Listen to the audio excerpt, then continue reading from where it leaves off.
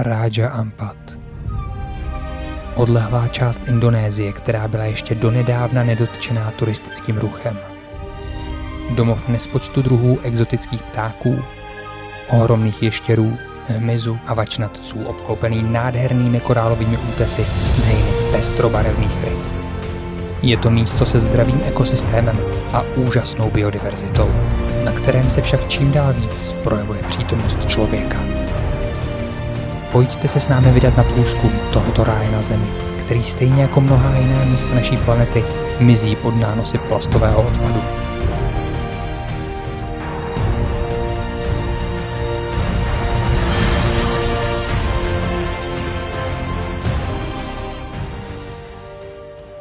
Naši výpravu jsme zahájili v Praze, odkud jsme se vydali přes Dauhá do Jakarty, kde nás zastihla drobná krize s výměnou peněz. Ale vše se podařilo zvládnout a mohli jsme pokračovat dál.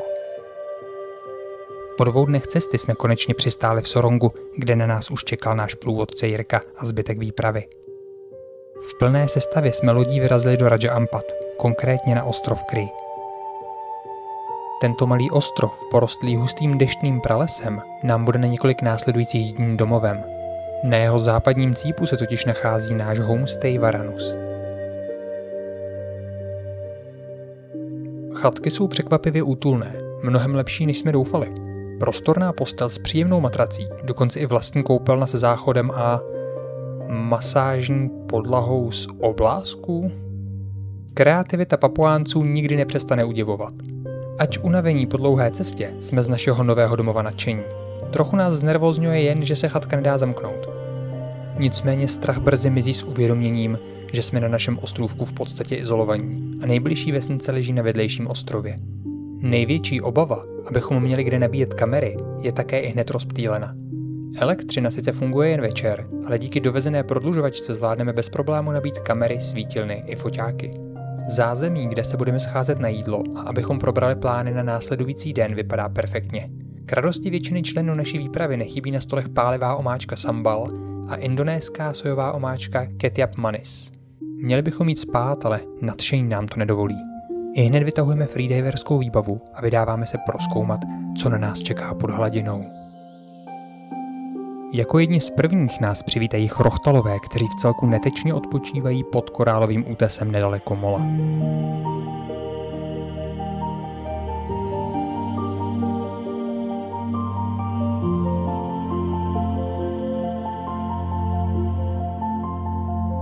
Už po prvních několika minutách je jasné, že si Raja Ampat svou pověst korálového ráje plně zaslouží. Měkké korály doslova tančí v mořském proudu a všude je tolik barev, až oči přecházejí. Asi v 7 metrech spatříme nádherně zbarvenou sasanku, kterou obývá rodina klaunů očkatých. Tento druh má na sobě sliz chránící před žhavými buňkami sasanek. Klaunům tak sasanka slouží jako bezpečný úkryt. Jde o silně teritoriální druh s jednou zvláštností, a to je schopnost změny pohlaví v průběhu života. Ocitne-li se rodina bez samice, prodělá jeden ze samců, obvykle ten nejvíce dominantní, pohlaví metamorfózu a stává se samicí. Zatímco se kochám, proplouvá podél útesu první žralok, kterého tu vidíme. Jde o žraloka černoploutvého, neškodný a velice plachý druh, který je jedním z indikátorů zdravého ekosystému.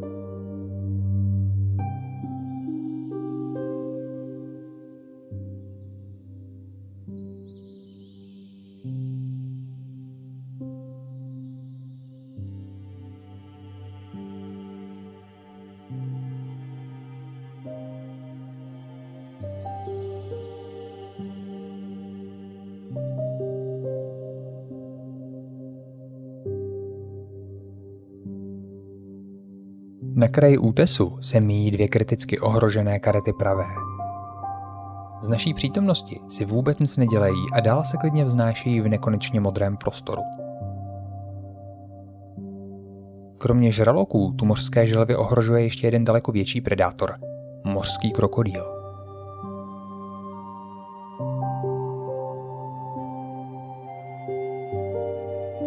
Tento druh se živí mořskými houbami a bezobratlými, takže není neobvyklé sledovat, jak s hlavou mezi korály hledá potravu.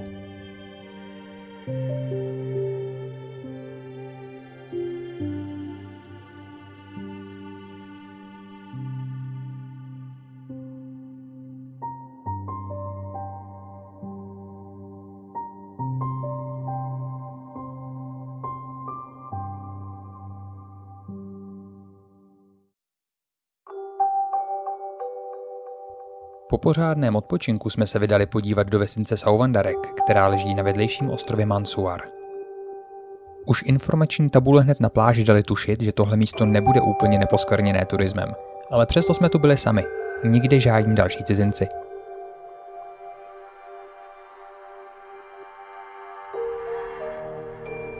Náš průvodce Jirka s námi neomylně vyráží skrz vesnici, takže máme možnost vidět místní školu plnou dětí.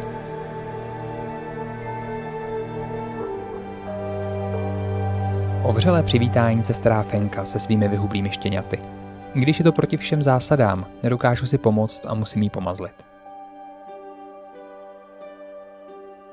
Ač se to nezdá, si ve vesnici hodně napoví o místním náboženství. V křesťanských vesnicích zpravidla potkáte psy, zatímco v těch muslimských výhradně kočky. Je to dáno tím, že pro muslimy je pes nečisté zvíře.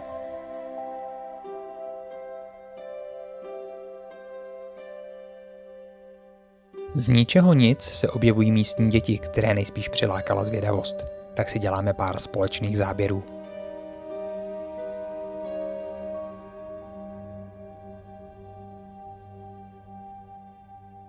Za vesnicí vede pěšina k nedalekému jezeru, která evidentně slouží také jako smetiště. Ovšem i v tomto prostředí se najdou oportunisté, kteří toho nepořádku umí využít. Tento krab poustevník druhu Coenobita brevimanus nejspíš nenašel větší ulitu, do které by se přestěhoval, a tak využil plechovku od sardinek v pikantní omáčce. Nutno dodat, že je tento domeček nejen velice slušivý, ale také lehký.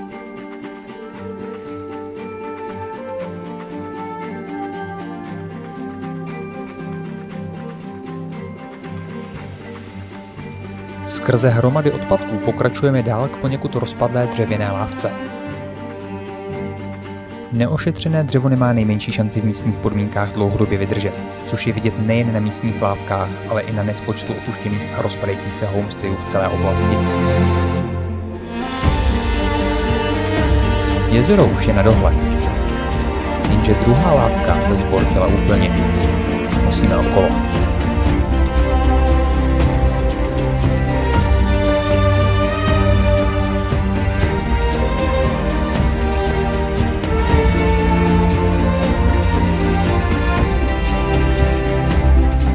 Konečně jsme u cíle. Tohle jezero je ve skutečnosti plné slané vody a když se podíváte pod hladinu, můžete v něm najít třeba hvězdice. Přesto je všude kolem něj plno života.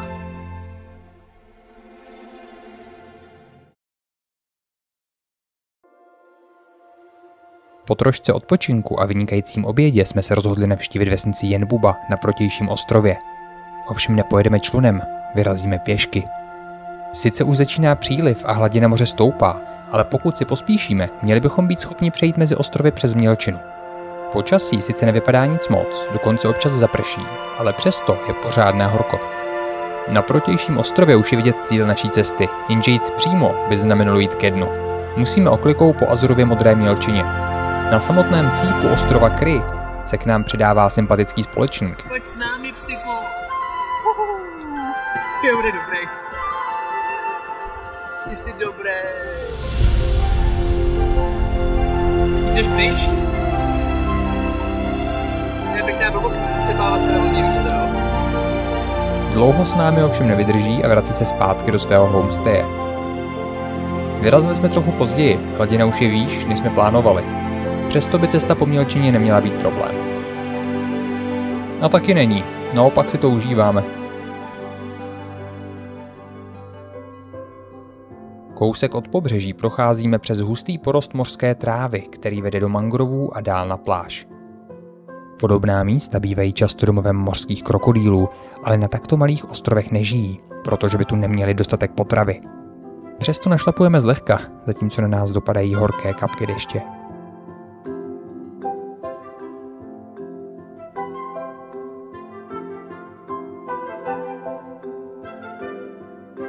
Zbývá už jen přejít nesmírně kluskou lávku a budeme v Jenbubě. Hned z kraje nás překvapuje kříž vyrobený ze 4 nabarvených 5 lahví na bráně vedoucí ke kostelu betanijské kongregace. Ten je sám o sobě nádherně barevnou dominantou celé vesnice. Místní mají v oblibě modrou barvu, která je skoro všude. Jak se zdá, na tomhle místě prohání chlapce děvčata. Nejdůležitějším místem je přístav, odkud denně vyplouvají rybáři a zároveň je tu největší ruch. Na nás už ale čeká naše vybavení. Je čas podívat se pod vodu.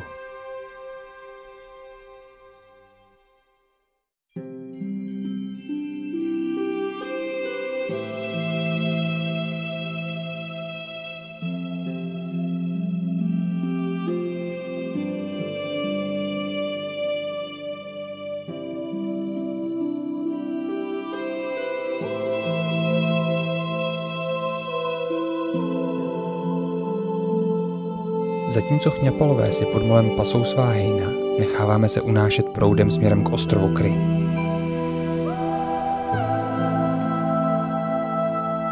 Pod jedním z korálů narážíme na odpočívající karetu obrovskou, která vůbec nestojí o společnost a raději rychle mizí v hlubinách.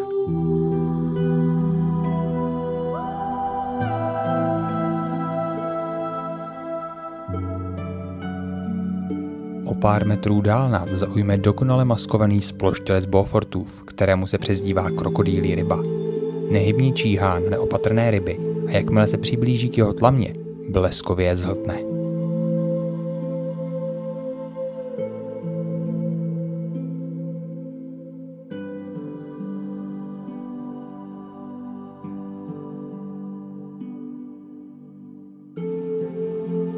Není však moc času se kochat, i když před námi tančí klauni oranžový a z bezpečné vzdálenosti nás pozoruje Ježík obecný. Musíme načerpat síly na další den.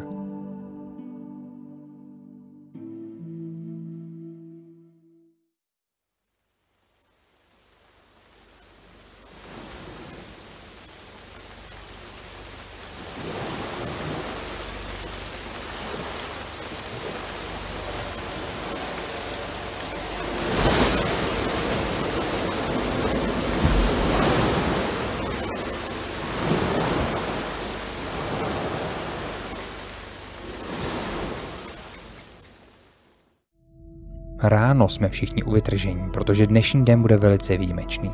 Vyrážíme natáčet manty. Jenže je tu zádrhel.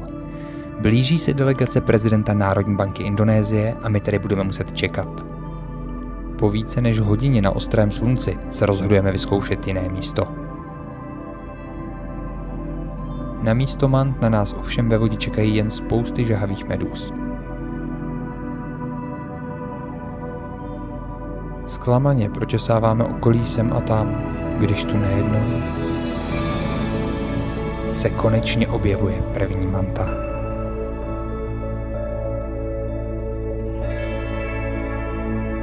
Teprve po návratu na původní plánované místo ale zažíváme něco naprosto nepopsatelného.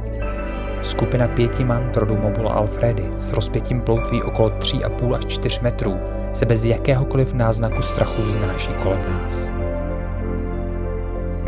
Tyto vody vyhledávají, protože jsou velice bohaté na zooplankton, kterým se živí. Během svého ladného pohybu filtrují nepatrné živočichy a krmí se.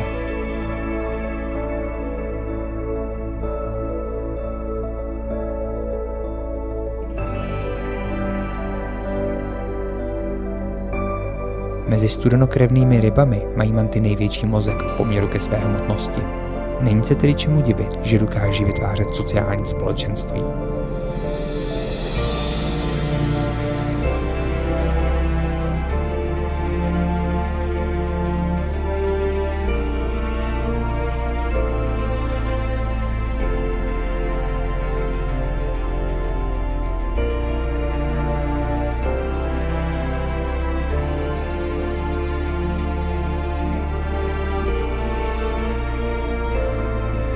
Narážíme tu dokonce na několik zcela černých jedinců, kteří trpí melanismem, což je u mořských živočichů velice vzácné. Několik však u tohoto druhu, a to především v oblasti Raja Ampat. V jednu chvíli se manta otáčí a se zájmem si mě prohlíží.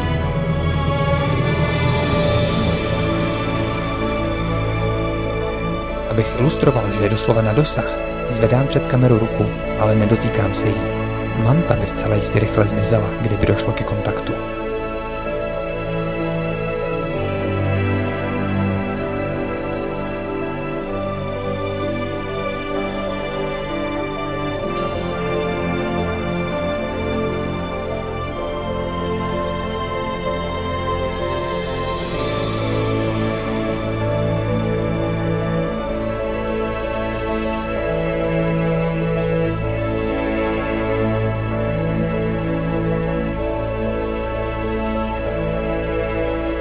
2 hodinách na slunci a v mírném proudu necháváme naše andělské společníky odletět do modrého neznáma a vracíme se na člun.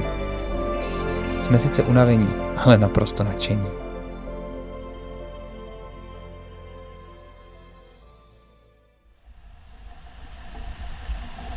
Na naší základně se mezi tím rozpršelo. Měli jsme v plánu pozorovat rajky, ale v takovémhle počasí máme bohužel smůlu. Představení se pro špatné počasí ruší. Naštěstí existuje něco, co můžeme dělat skoro v každém počasí.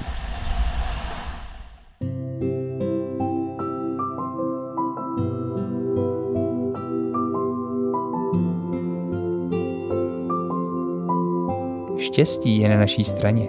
Zatímco před námi prchá pár bičonošů, objevuje se přímo pod námi sépie velká.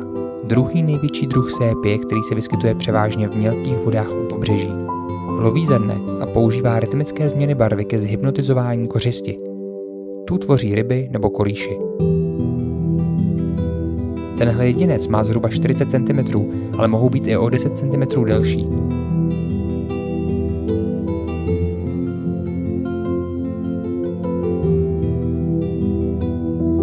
Po společně strávené chvíli nám sépie dává jasně najevo, že už měla pozornosti dost.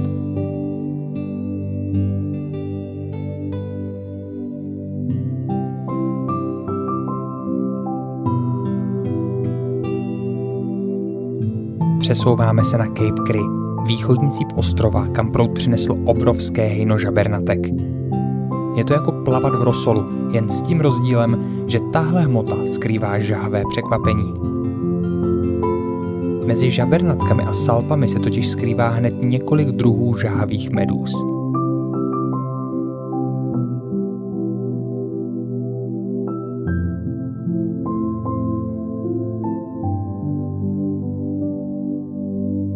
Netrvá to dlouho a objevují se velká hejna ryb. Nikdo si nechce nechat ujít obrovskou hostinu.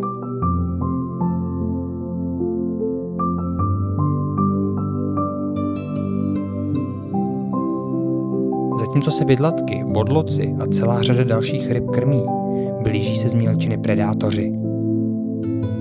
Skupina dravých kranasů působí jako vlčí smečka chystající se k lovu a v dálce už se objevují první siluety žraloků. Potravy je tu pro všechny dost.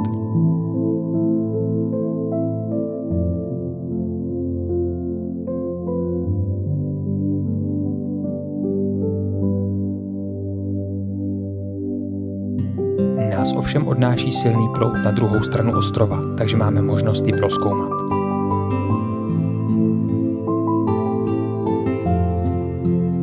Pod útesem vykukuje oblohlav divokrásný, kterému se říká kometa. Tato překrásná mořská ryba je oblíbená u akvaristů a setkat se s ní můžete například i v Rudém moři.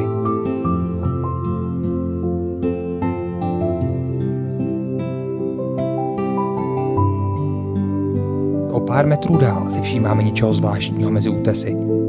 K našemu překvapení je to žralůček papuánský. Bohužel tak nešikovně zaparkovaný, že není šance ho pořádně natočit.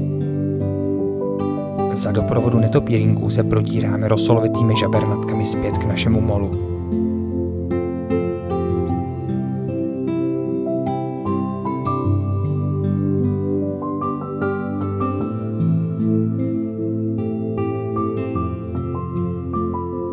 Je čas rozloučit se s krabem štípákem na schůdcích a zbalit si věci.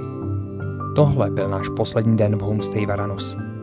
Zítra nás čeká cesta na druhou základnu u Selpele. Ráno přijíždí se zpožděním loď Rafila, která nám bude následující dny k dispozici. Cestou na nové místo nás čeká několik zajímavých zastávek. Tou první je ostrov Rufus, kde se podíváme na překrásnou korálovou zahradu. Vyskytují se tu tyhle obrovské houby, ve kterých často najdete nějakou rybu. Ovšem tady máme smůlu. V překrásné bílé sasance potkáváme naše staré známé klauny očkaté.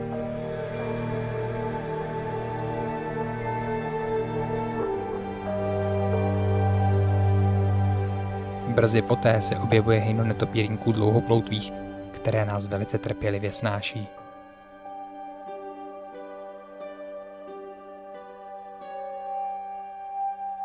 Další houba, ale opět prázdná.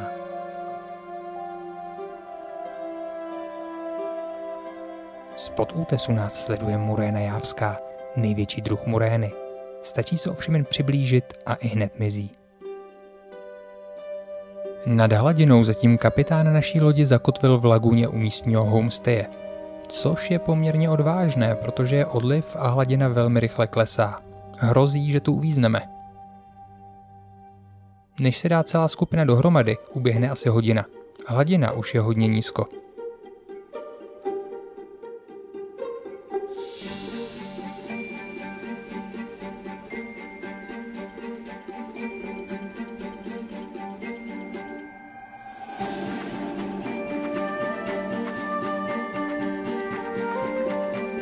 Dokonce i posádka vypadá nervózně, zatímco se snaží dostat z téhle korálové pasti. Chvíli to vypadá hodně těsně.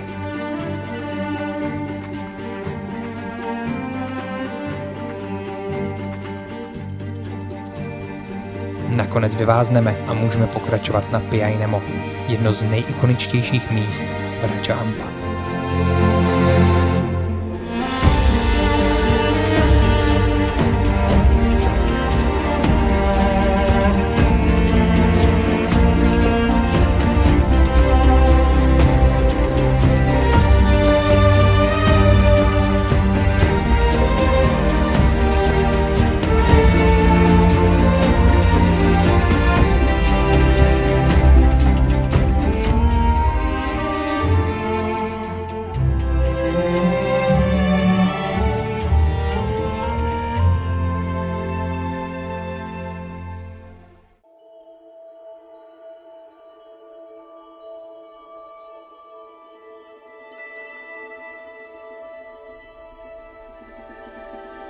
V přístavu už čekají místní obchodníci.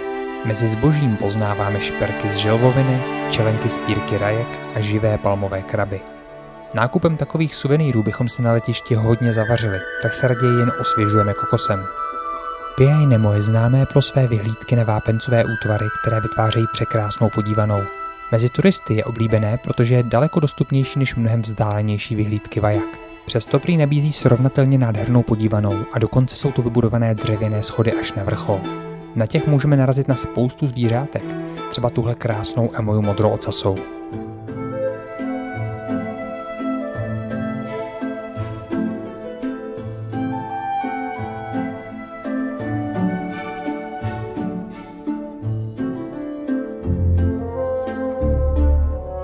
Zatímco si užíváme krásnou podívanou, přichází déšť a trochu nám komplikuje cestu domů.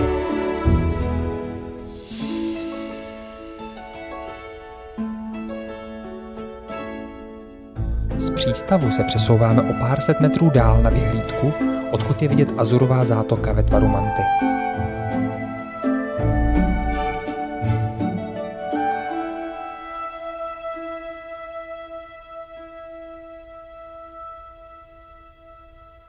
Zbytek skupiny se kochá, ale mě nutí nesnesitelné horko a močový měchýř smočit se alespoň po pás ve vodě.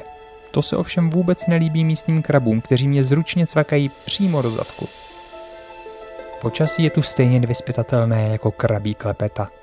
O pár minut později tedy vidíme úplně jiné Piai Nemo. Oproti ubíjejícímu vedru je to však příjemná změna a tak si dešťové kapky, bubnující na střechy opuštěných chatek, užíváme na střeše lodi.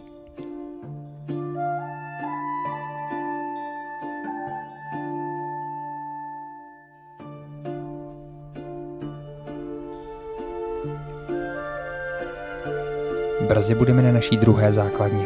Stačí jen překonat černá mračna na obzoru.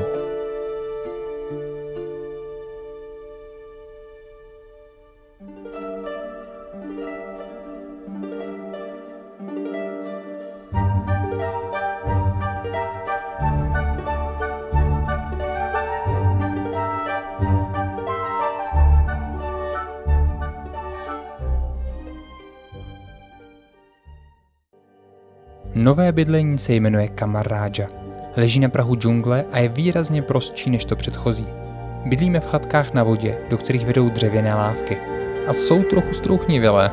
Jedna se pode mnou hned propadá. Na zemi leží značně prožraná matrace s moskytiérou, vedle stojí stoleček s vodou a to je vše. Dveře mají petlici, ale jinak se zavírají pomocí mušle. Zévy obrovské. I tady mají generátor, takže večer si můžeme dobíjet vybavení. Výhled je v každém případě nepřekonatelný. Abychom se v našem novém domově zabydleli, vyrážíme do vesnice Selpele nakoupit langusty na trochu slavnostnější večeři.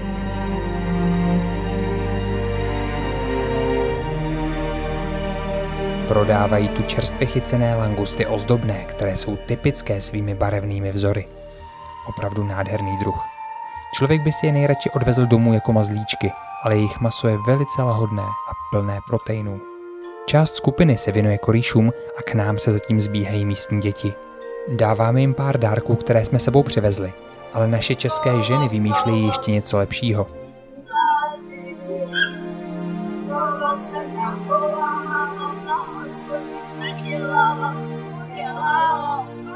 Naučí je typickou českou hru Kolo kolo mlýnský. Úspěch je okamžitý. Brzy se zbíhají další děti z okolí a lámanou češtinou se snaží držet krok. Pokud tu po nás nezůstane nic jiného, tak alespoň slovo bác.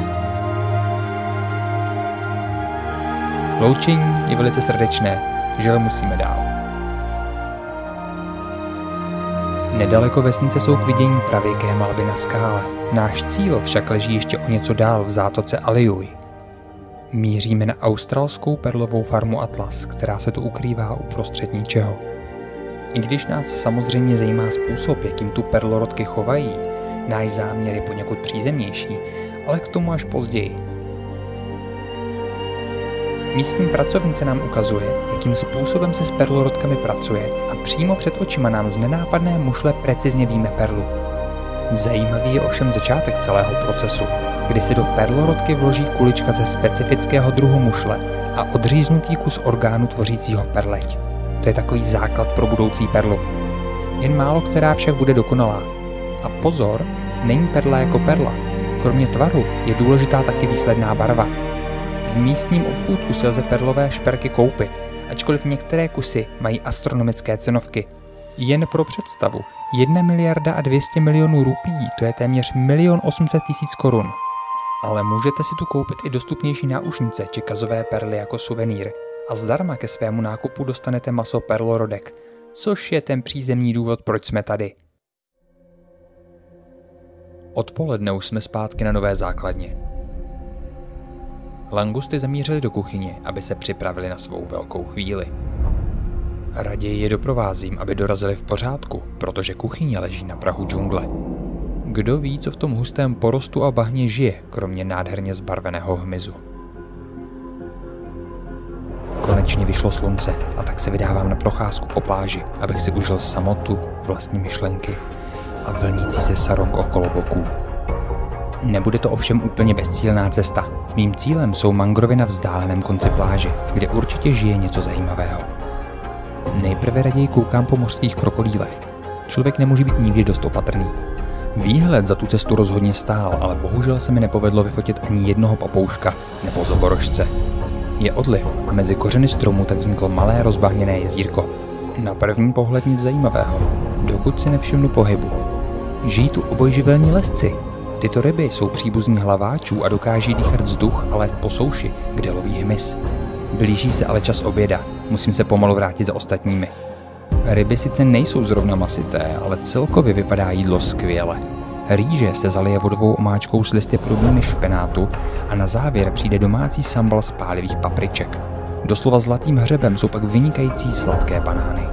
Tu dobrotu si nemůže nechat ujít ani kuchař či noštěňátko a není jediné. U toalet ležících na prahu džungle, na místě, kam se hází zbytky z kuchyně, vidím 0,5 metru velkého varana mangrovového, jak se cpe směsí rýže a rybích vnitřností. Chvíli mě pozoruje. Vyplazuje na mě svůj rozeklaný jazyk, který slouží jako chuťový i čichový senzor, než se klidným tempem vydává zpátky do svého domova v hustém podrostu. Ostatně není to jediný varan, kterého tu vidíme. Přímo po chatce se nám promenáduje mládě varana modroocasého. Ne, že bychom neměli rádi plazy, ale varani jsou známí tím, že jejich kousnutí, respektive sekret v jejich tlamě, způsobuje poruchu srážlivosti krve. Proto jsme se rozhodli nezvaného hosta raději opatrně přemístit. Náš malý přítel si v každém případě nachází nový domov pod molem. A na nás už čeká docela jiný program. Prozkoumat útes v okolí.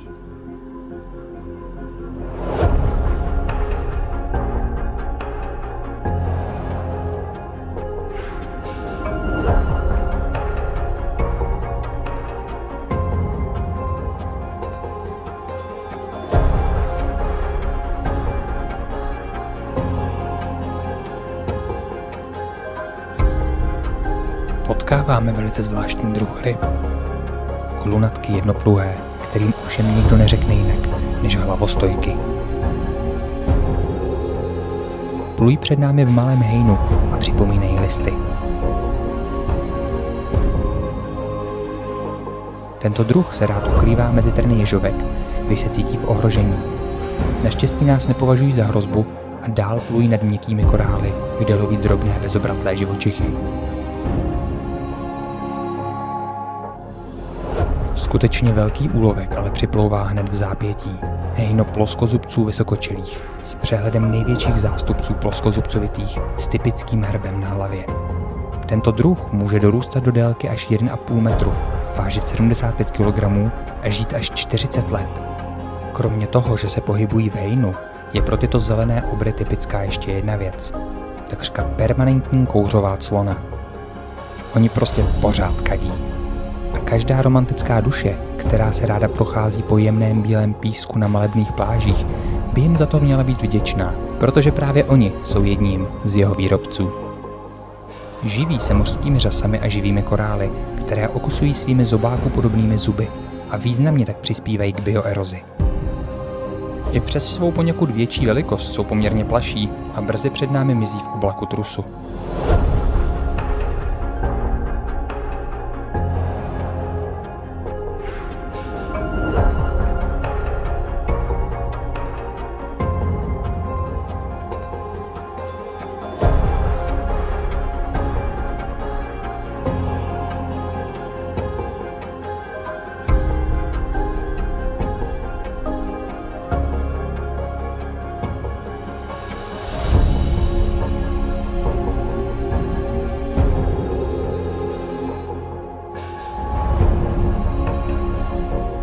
Každých pár metrů vidíme z útesu trčet dlouhá tykadla.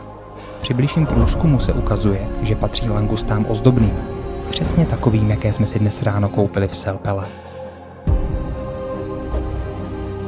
Pokud by vás napadlo chytit je holou rukou za tykadla a vytáhnout z vody, tak vás musím varovat. Byla by to krvavá lázeň. Tykadla jsou totiž plná velice ostrých ostnů.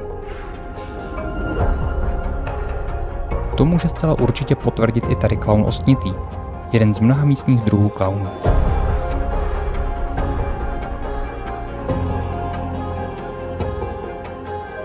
Cestou zpět narážíme na milou tvář žraloka vouskatého, který si hoví mezi korály. Aktivní je převážně v noci, přes den ho nejčastěji potkáte právě takto. Pro člověka nepředstavuje nejmenší hrozbu, neboť má tento člen řádu malotlamců, moc malou tlamu. Svou kořist spíše nasává proudem vody. Ladnými pohyby nás doprovází zpátky k pobřeží, kde mizí mezi útesy.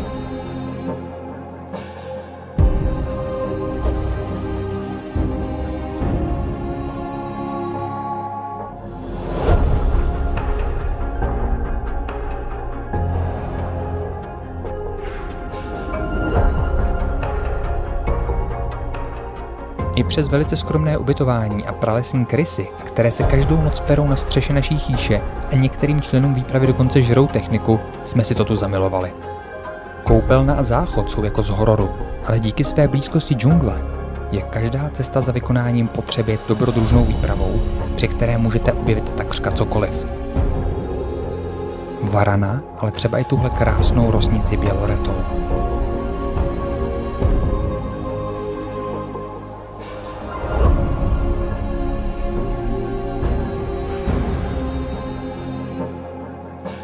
Čerstvě připravené langusty a perlorodky jsou vynikající. Celodenní čekání se opravdu vyplatilo. a s prázdným bříškem nezůstalo ani místní štěňátko.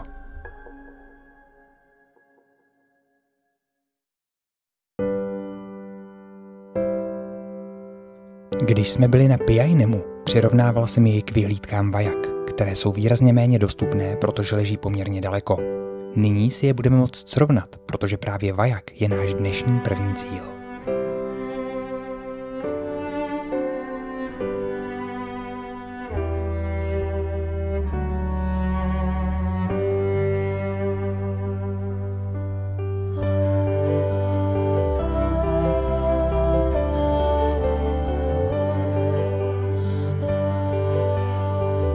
Loď zastavuje u skály, ze které visí 2 lana. Zdá se, že tady to bude trochu náročnější. Kameny jsou totiž velice ostré a kluské, takže musíme pomalu. Zatímco Jirka pomáhá ostatním vystoupit z lodi, vydávám se napřed.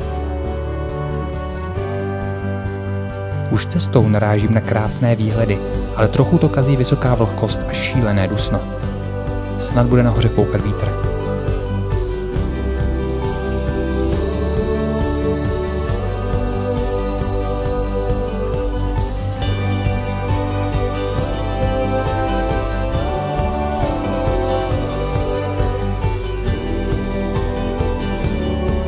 Něco tak nádherného jsem snad ani nečekal.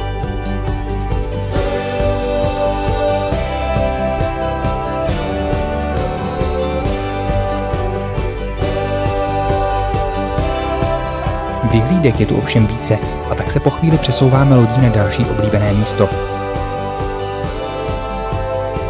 Už teď mi něco říká, že tam asi na schodiště nenarazíme.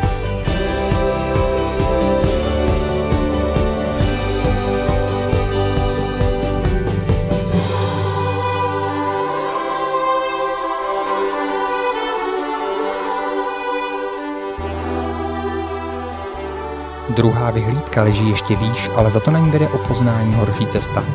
A dolů to bude ještě horší. Ostré skály, kořeny stromů a kluské kameny. V nejhorších úsecích neštěstí opět visí jistící lano. Stačí dát ovšem důvěru nesprávnému kusu dřeva a může nás čekat rychlá cesta dolů, kde se na člověku smlsne kdejaká havěť.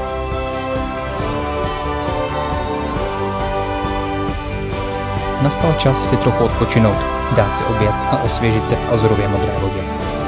Je odtud krásný výhled na vyhlídku, ze které jsme se právě vrátili. Ale pod hladinou není nejlepší viditelnost.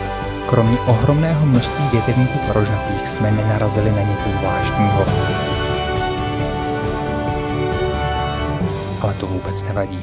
Další zastávka slibuje pořádný zážitek.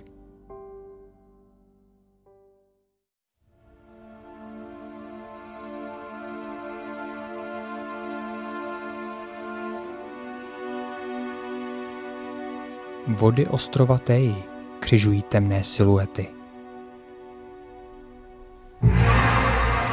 Tohle místo se doslova hemží žraloky. A právě kvůli nim tady jsme.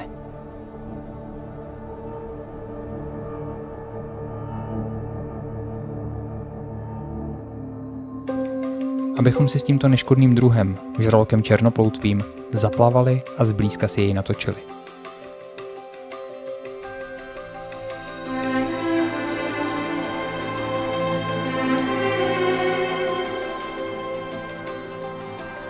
Přiznám se, že mě moje celoživotní láska ke žralokům naprosto přemohla.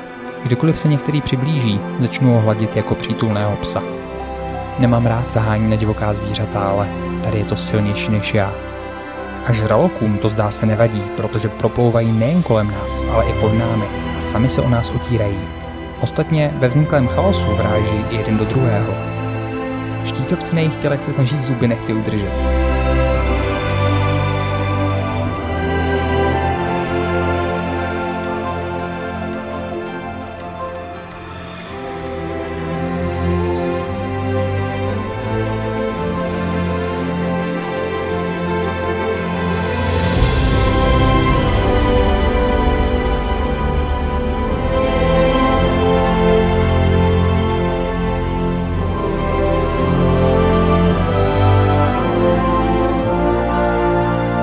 Žraloci černoploutví patří mezi modrouny a živí se rybami, hlavonožci, ale také mořskými hady a ptáky.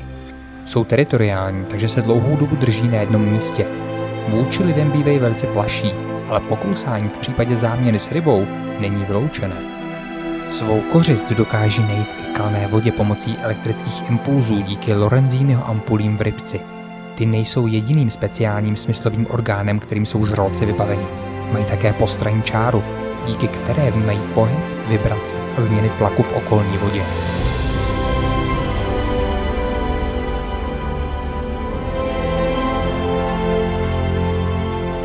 Jsou to skvěle vybavení predátoři.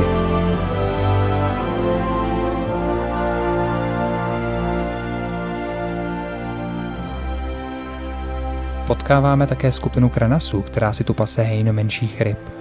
Na tu nám už ovšem nezbývá čas.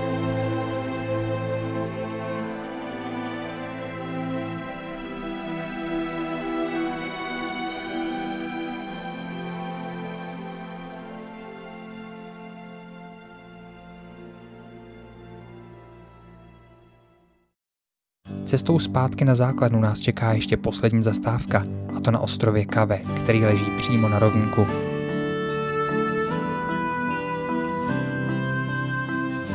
Zdobí ho tento památník, u kterého si uděláme fotku a snad trochu vstřebáme dnešní zážitky.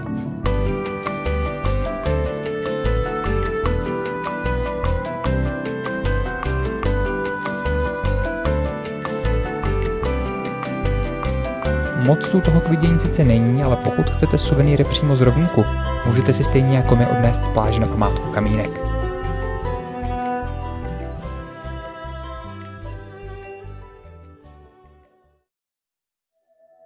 Po večeři jsme se vydali prozkoumat, co žije v moři okolo nás po setmění.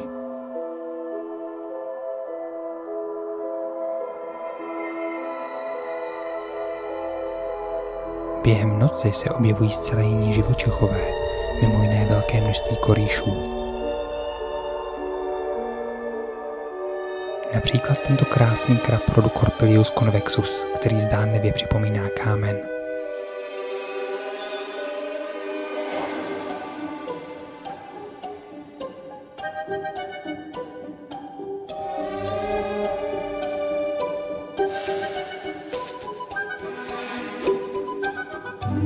Denní ryby, jako tento ploskozubec, zatím spí mezi korálovými útesy.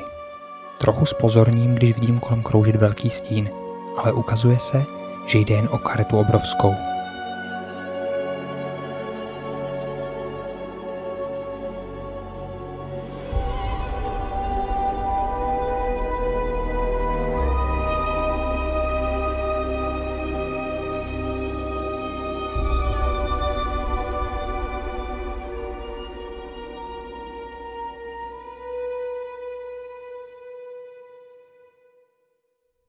Konečně nám je jasné, proč je dnes tak mizerná viditelnost. Pod sebou vidíme samičku kraba Ethisus dentatus, jak uvolňuje svá mláďata z vajíček na břiše. Tyto drobné larvy tvoří zooplankton, který je všude kolem nás.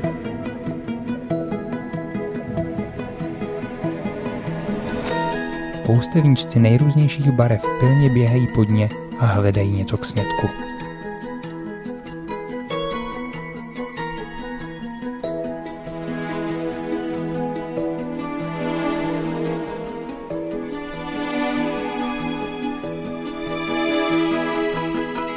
Hladová je i tahle muréna žlutolemá, kterou ovšem přes stále housnoucí zooplankton skoro nevidíme.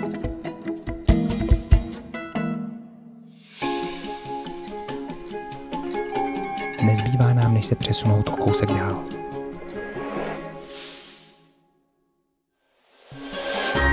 Její sousedka, muréna žlutohlavá, je vidět už o poznání lépe, ale nemá čas se nám věnovat, je na lovu.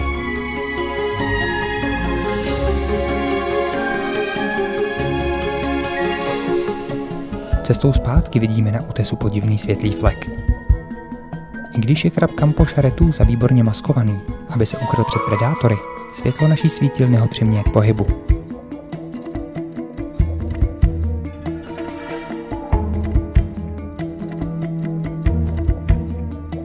Ostatně světlo v noci korýšům rozzáří oči, díky čemuž je výrazně snazší je najít, jak můžete vidět na tomto nočním listorožci druhu Paribacus antarcticus, kterému se kvůli tvaru jeho těla přezdívá sandálový humr.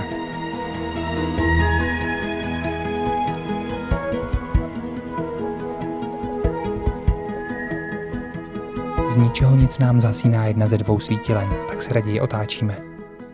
Je čas jít spát. K ostrovům Wofo, které dnes navštívíme, jsme se rozhodli doplavat.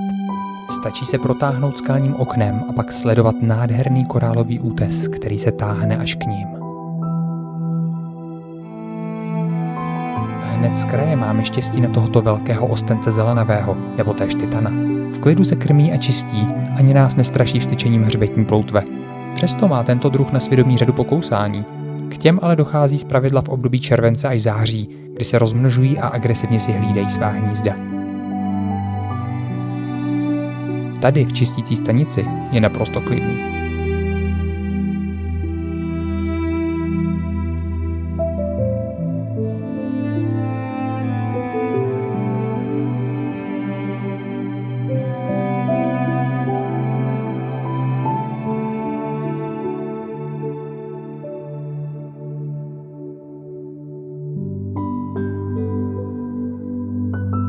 Přes nádherné korálové zahrady se dostáváme blíže k písečné části, kde se perfektně maskuje kambala leopardí. Její soused hlaváč volí zcela jinou strategii přežití a raději si buduje úkryt. Nemá zotročenou krevetku a tak mu nezbývá, než si hloubit díru vlastní tlamou.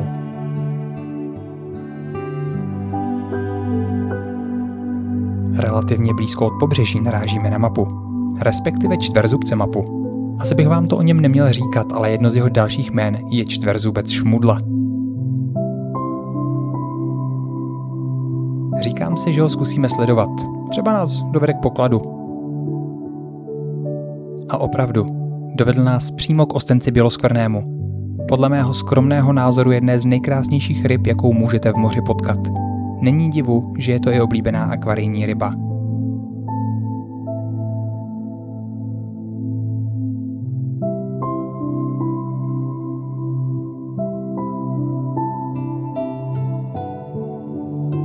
Oproti svému příbuznému titanovi je poměrně plachý. Co ovšem mají společného, je potrava, kterou tvoří drobní korýši, měkýši a ostnokošci, jako třeba ježovky.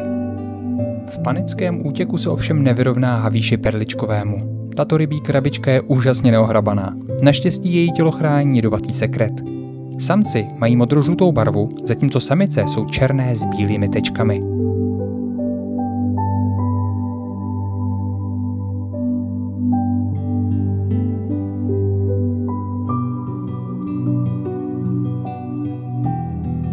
U ostrovů Wofo narazíte i na mořské želvy. Této drobné karetě pravé úplně chybí zadní končetiny. Patrně o ně přišla při střetu se žralokem, dravým ptákem nebo jiným predátorem. Šance, že se dožije dospělosti, není velká. Příroda je nemilosrdná a v moři potřebujete být rychlí.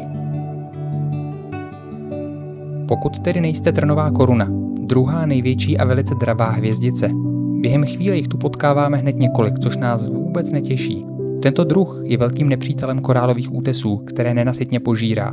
Má jen málo přirozených nepřátel, proto se v mnoha koutech světa nekontrolovatelně množí. Snad se o ně místní populace čtverzubců a tritónek indických postará.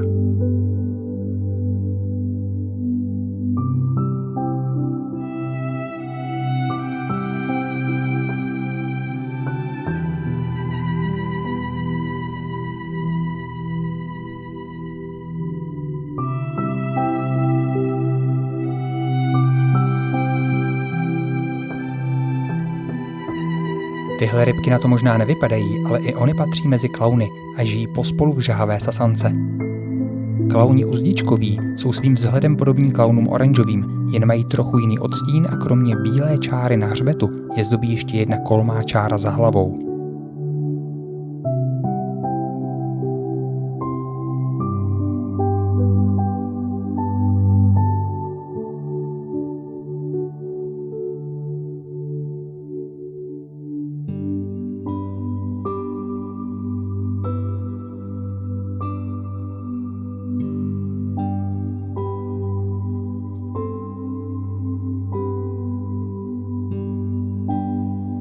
Těsně u břehu potkáváme něco, co připomíná mořského hada. Ve skutečnosti je to ovšem mořská okurka, respektive sumíš obrovský, který svými lepkavými chapadly nepřetržitě sbírá drobné částečky potravy.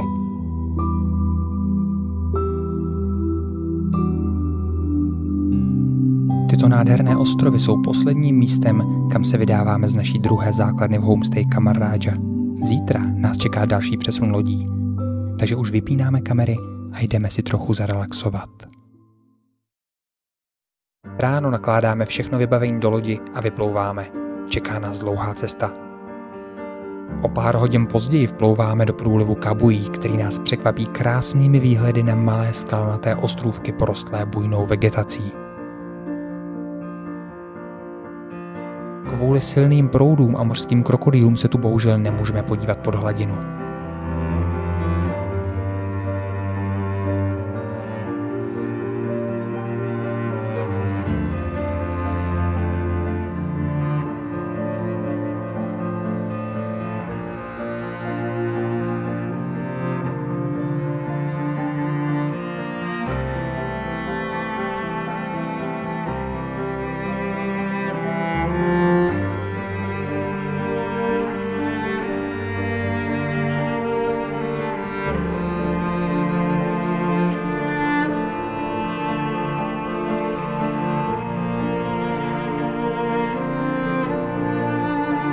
Zastavujeme až na ostrově Friven, kde nás zastihne déšť.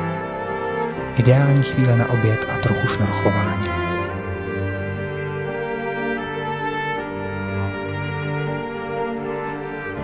Tohle místo je známé pro svá obrovská hejna, kvůli kterým se tu nejspíš skrývá i tento společtrec Beaufortův.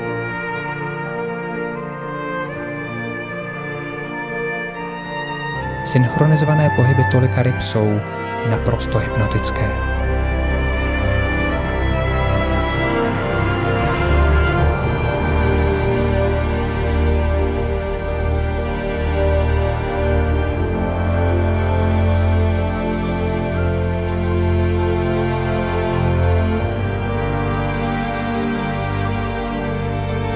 Mezi vlnícími se měkkými korály se dokonale maskuje velký kanic. Naše pozornost ho ovšem vůbec netěší.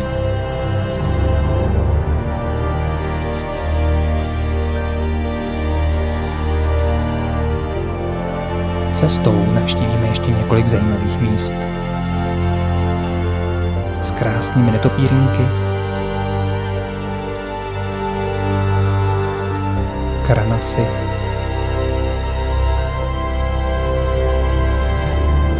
a korálovými stěnami. Tohle je ovšem naposledy, kdy se v Raja Ampat podíváme pod vodu.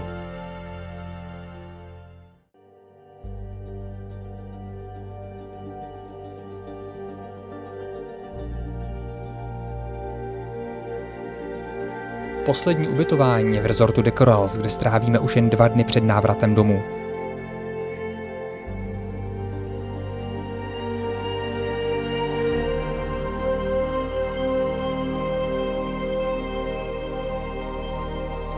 Musíme si to natočit, protože po několika dnech v dost prosté chýši s vačnatými krysami je tohle opravdový šok.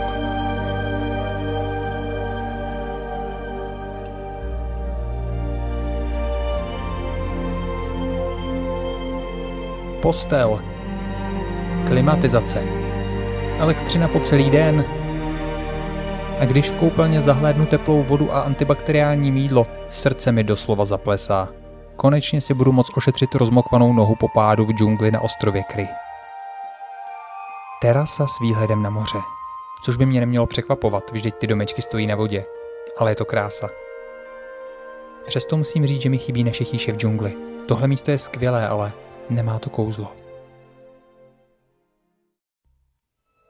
Jirka domlouvá místního průvodce, který nás provede džunglík pozorovatelně. Dnes se vydáme natáčet rajky červené, endemický druh, který je symbolem Papuji.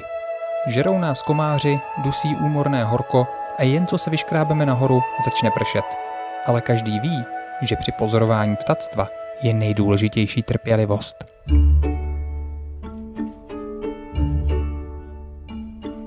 Asi po hodině čekání se objevuje první rajka červená.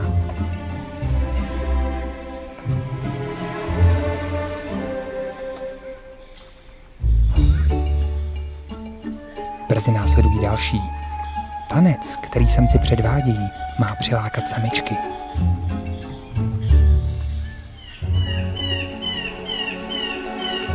Jen ten nejlepší a nejbarevnější tanečník má šanci zaujmout.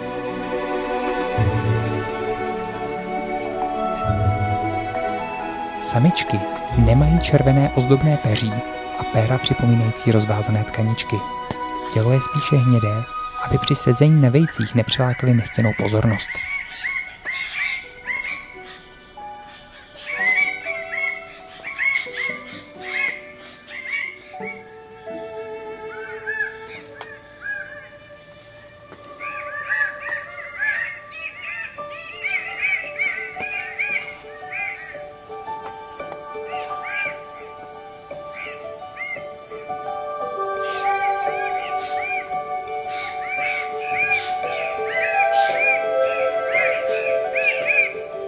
Představení trvá desítky minut, ale samci dnes nemají štěstí. Nakonec mizí v korunách stromů. Snad se jim bude dařit příště.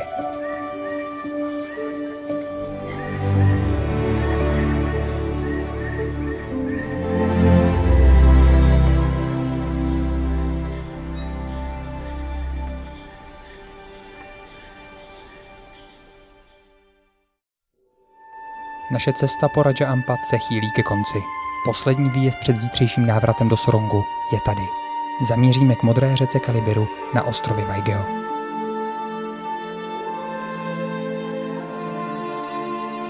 Po delší cestě autem jsme si pronajali 2 čluny, které nás dostanou do bezprostřední blízkosti. Konečně stojíme po kotníky ve vodě. Zbytek cesty už musíme urazit pěšky.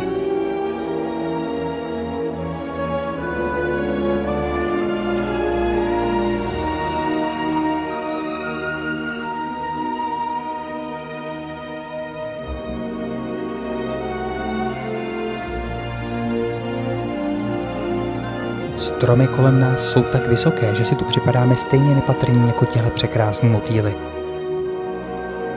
Za zpěvu flétňáků kápových se tu před námi odehrává představení, které chytne za srdce každého milovníka přírody. Potkáváme tu i naši starou známou Emoju modroocasou, která jakoby nás provázela celou cestu po Raja Ampat. Kalibiru je oblíbené turistické místo na focení a koupání. Ač tu dnes není ani noha. A na první pohled je jasné proč. Modrá řeka rozhodně dostála svému jménu. Jen se připravte, že je docela studená a v horní části je poměrně silný proud. Pokud si nezapomenete potápickou masku, najdete tu i různé druhy sladkovodních ryb. V okolí jsou prý k vidění i rajky červené. Uteklo to jako voda. Raja Ampat, tenhle opravdový ráj na zemi, si nás naprosto získal.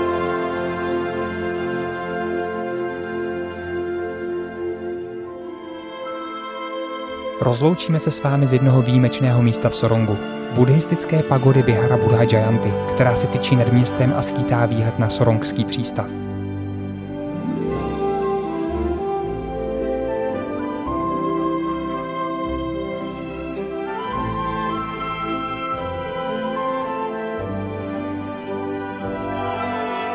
Má už být sice zavřeno, ale milá místní slečna nás bere dovnitř, abychom si prohlédli interiér. A dokonce nám čte věštby, které určí dřevěná tyčinka vytřepaná z nádoby za zvuků bubnu. Krásná poslední tečka. Děkujeme, že jste se s námi vypravili do Raja Ampat poznat tuhle odlehlou část Indonésie. A pokud se sem chystáte, přejeme vám spoustu krásných zážitků.